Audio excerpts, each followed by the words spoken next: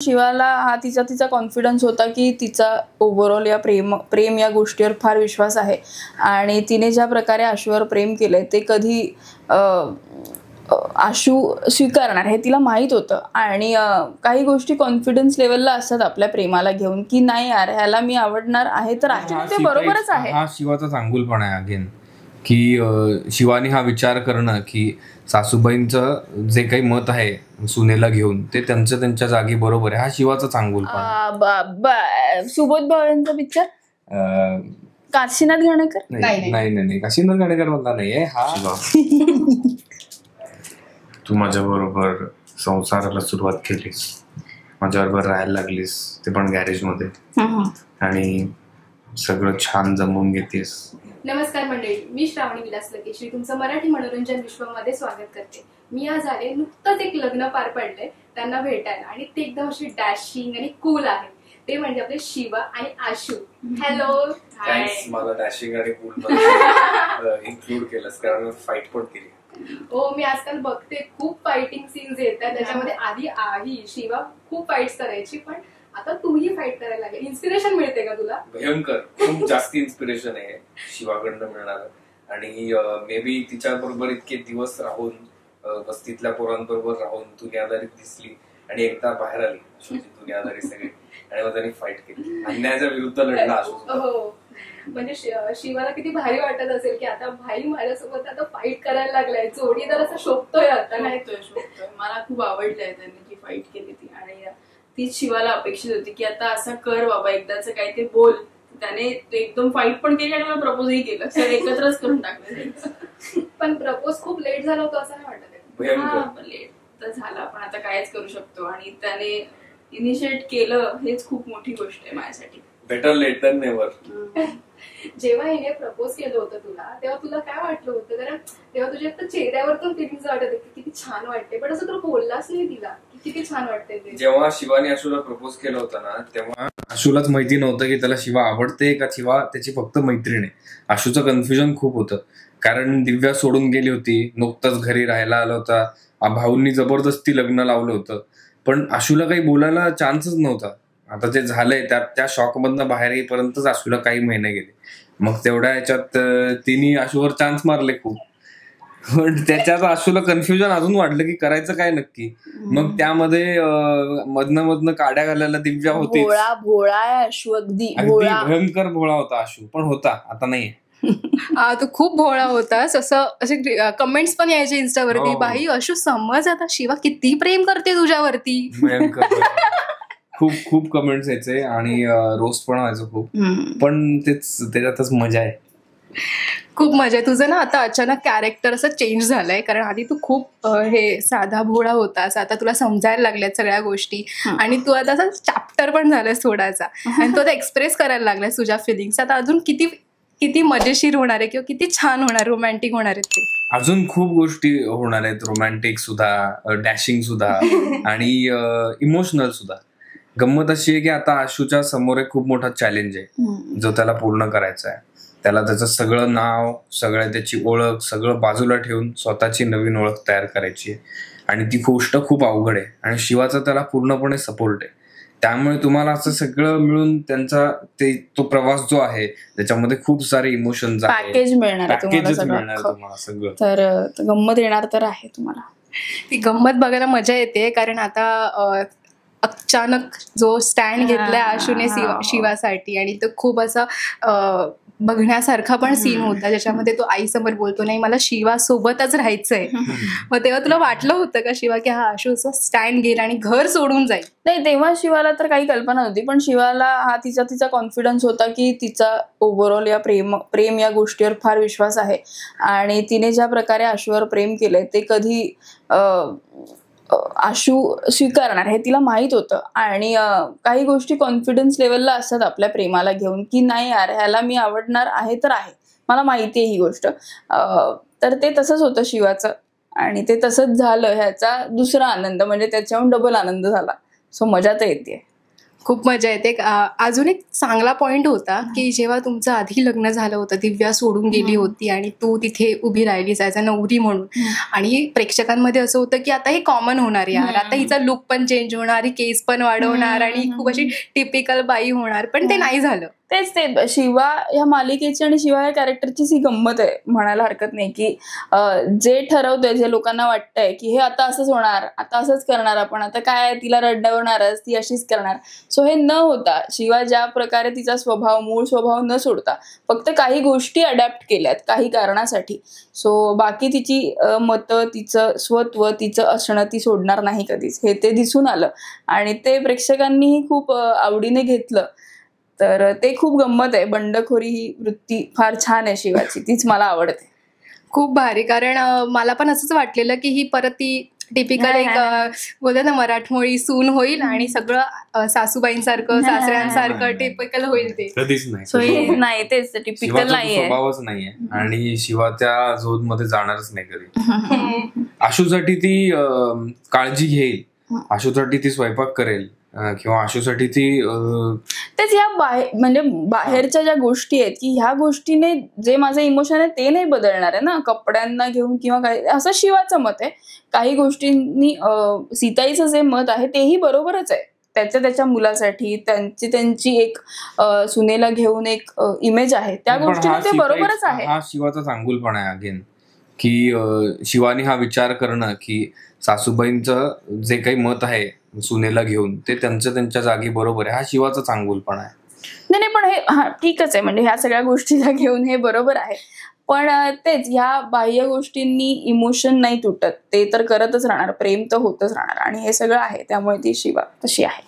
Actually Shiva बघायला गेलं तर एकदमच बंडखोर नाहीये. म्हणजे असं कोणाला वाटलं नव्हतं की तिचं असं ती कोणावरती एवढं जीवापाड प्रेम करेल आणि ती प्रेमासाठी एवढं करेल की ती त्याच्यासाठी काही करते.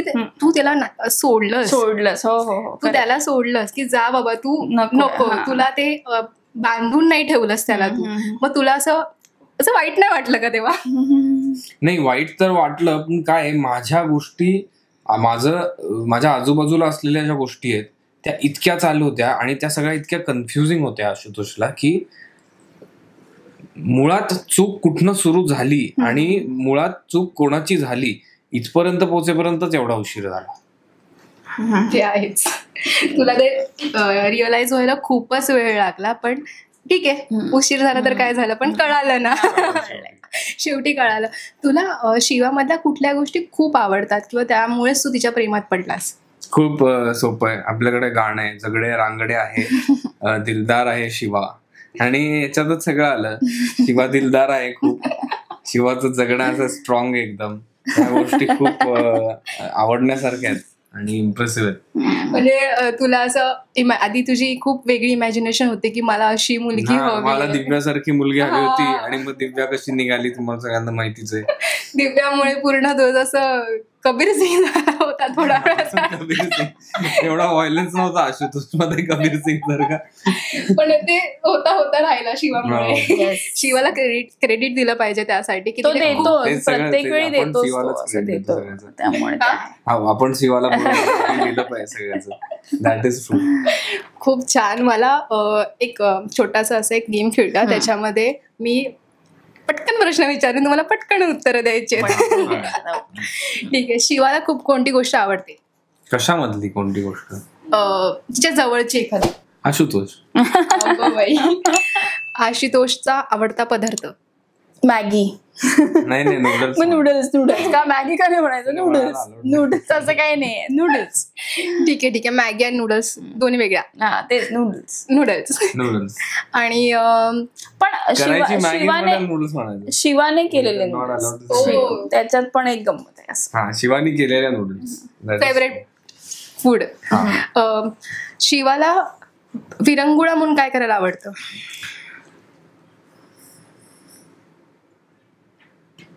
मी सांगू? अजय पिक्चर बघायला आवडतात. विरंगुळा म्हणून पिक्चर. मग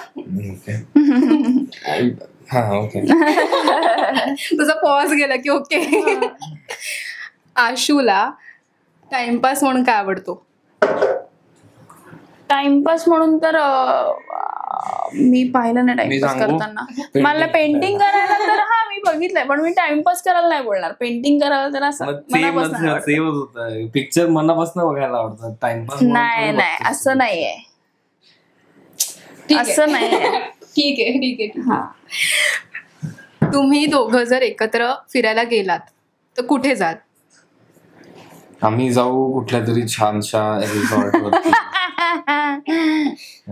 बीच वरती कुठेतरी. बीचवर जाऊ, बीचवर. खूप भारी. बघायला भेटणार आहे का ते आम्हाला?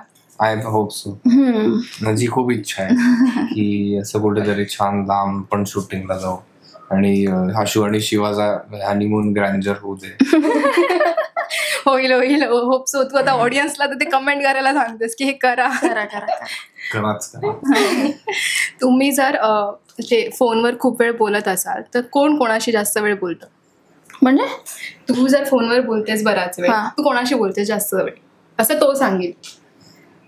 ती पानागँगशी बोलते फोनवरती जास्त वेळ. आणि हो, आशू कोणाशी बोलताना मांजरशी बोलतो. मांजरशी बोलतो. बरंच माहितीये तुम्हा दोघांना एकमेकांबद्दल. बरं, हेच आहे ना. ऑफकोर्स आशू आणि शिवाला एकमेकांबद्दल खूप माहिती आहे. असे पत्ते उघडाल का हळूहळू? नाही, आता नाही, एवढे पत्ते नाही उघडणार सगळेच. मग तुम्ही बघणार काय?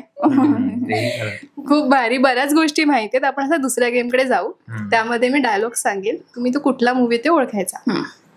पटकन. मला असं वाटतं हिलाच माहिती असेल बऱ्याच बघूया मराठी मूवीज बद्दल. अच्छा, एक पहिला सिंपल घेऊया, खूप सोप्पा. हम अगर हार का डर होता तो हम कभी ना जीते थे. काय? हार का डर? अगर हार का डर होता तो हम कभी नहीं जीते. हार का डर. हे मराठी चित्रपटातलं. हे मराठी चित्रपटातला डायलॉग आहे. हो, पण मराठी डायलॉग तू सांग. मराठी चित्रपटात मधला दुसरा डायलॉग येते. काही गायक असेही असतात ज्यांना दाद टाळ्यांनी नाही तर डोळ्यांनी दिली जाते. सुबोध भावेंचा पिक्चर काशीनाथ घाणेकर. नाही काशीनाथ घाणेकर मधला नाहीये हा. कट्यार काळजात शारवा. मला वाटलं ही ओळखेल. ठीक आहे, चल. म्हणजे नाही, मला आता हे एक्सप्लेनेशन तुझ्याकडे म्हणजे मला असं वाटलं नव्हतं की असं बघत असेल डायलॉग वगैरे विथ असे एकदम असे मूवीज बघत असेल. शपथ सॉरी हे झालंय रे. पण नाही, हा बघतो खूप सिनेमे आणि तो असा मला बघतोय तुला बघून घेतो. थांब जरा, कॅमेरा बंद होऊ दे. कट्यार काळजात घुसली. ठीक आहे, दुसरं. आता एवढा कॉन्फिडन्स नको पुढचं आलं नाही तर. वाट पाहावी जन्मा इतकी मरणा इतकी भेट हवी. भेट हवी. वाट पाहावी जन्मा इतकी मरणा इतकी भेट हवी. आता हे तू सांग. तू सांग म्हणजे मला आठवतं. पण तुम्ही दोघं मिळून सांग. अजून एखादा डायलॉग सांग. मी हिंट देऊ का? आपण हातात काय घालतो मुली? बांगड्या, घड्याळ, बांगड्याच, अंगठी. बांगडीच पण वेगळी गोष्ट आहे ना. खूप छान मूवी आहे तो. एक मिनिट. अरे हिंट दिली. बांगडी वेगळं आहे, बांगड्यामध्ये काकण. बापरे, हे जरा कठीण आहे. म्हणजे डायलॉग ओळखणं कठीण. हिंदीचं झालं तुला. चला, आपण हा पुढे फेमस डायलॉग आहे. खूप वर्षांआधी खूप फेमस झाला होता.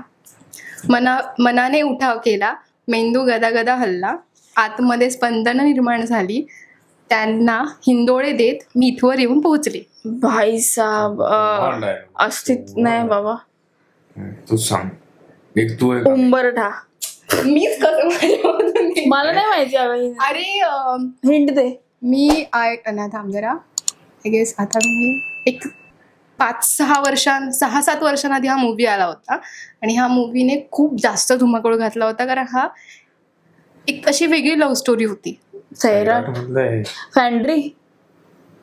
थांब अजून एक देऊ. त्यात एक आर्टिस्ट आहेत, सिनियर आर्टिस्ट, ते हिंदी मराठी मिक्स करून बोलतात. भाई साहेब नाही माहिती मला. पिक्चर माहित असेल पण हा डायलॉग नाही. आपण काय करतो टाइमपास म्हणून? विरंगुळा नाही, टाइमपास म्हणून काय करतो.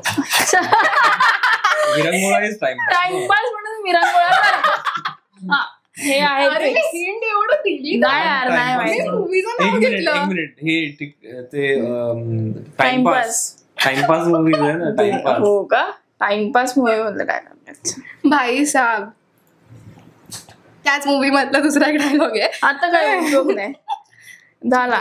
आता एक रिसेंट मूवी होता साऊथ, मी हिंट पण देते आधी. चल, साऊथ आधी झाला होता मूवी आणि त्याला मराठी मूवी केला होता. त्यात असं होतं की वेड. हा आधी डायलॉग आधी डायलॉग मग हे आधी ठीक hint आहे. दिली कसं काय? मी आधीच विचार केला की जाऊ दे, हिंट विचार करायला वेळ आम्हाला देते. कळलं. मग तिला बरोबर कळलं. ठीक आहे, जाऊ दे. एक माझ्याकडून पॉइंट. खूप मजा आली मला.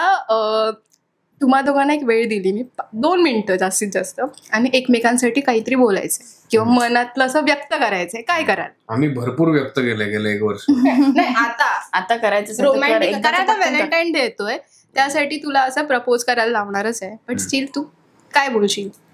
शिवा, तुझी ती फायटिंग, तुझं ते डायलॉग्स, तुझा तो केसाला धक्का आणि कपाळात बुक्का, तुझं ते लोकांसाठी तिथे असणं, माझ्यासाठी धडपड करणं, माझ्यावर प्रेम करणं आणि मला सपोर्ट करणं, हे फारच फारच सुंदर आहे आणि तू खूप भारी आहेस. खूप भारी आहेस, खूप भारी आहेस. तुला काय वाटलं असं तेवढं तुझ्या छान? पटकन तो ड्रास्टिक चेंज आला ना आवाजात पण आणि बोलण्यात पण. त्याच्यातच मी अशी होते एकटक की बापरे हा काय बोलतोय आता. तर तो एवढं गोड बोलला तर मला खूप आवडलं. तुला गोड खुश. मी खुश. शिवा खुश. शिवा खुश. अच्छा. तुला बोलायचं तर मला बोलायचंय, हो. आशू, तुझ्यावर तर माझं प्रेम आहे हे तुला आधीपासून माहिती आहे आणि मी हे प्रत्येक वेळेला दाखवून दिलेलं आहे किंवा प्रत्येक वेळी ते तुझ्या समोर आणत गेलेले आहे. पण ज्या उत्सुकतेने आणि ज्या मनापासून तू माझ्यासाठी एवढ्या सगळ्या गोष्टी करतोय त्या मला खूप आवडत आहेत आणि अशाच कायम एकमेकांसाठी गोष्टी करत राहूया. आणि थँक्यू त्यासाठी. तुला माझं प्रेम कळलं यासाठी. आई ग, किती गोड बोलली तू पण, एकदम भारी बोलला. आवाजातला अचानक चेंज झाला तुझ्यामध्ये, फिलिंग्स एक्सप्रेस करायच्या. खूप भारी झालं. तुम्ही दोघं खूप गोड दिसताय. मी तुम्हाला आता असं एक गुलाबाचं फूल तू त्याला दे. थँक्यू. क्या बात.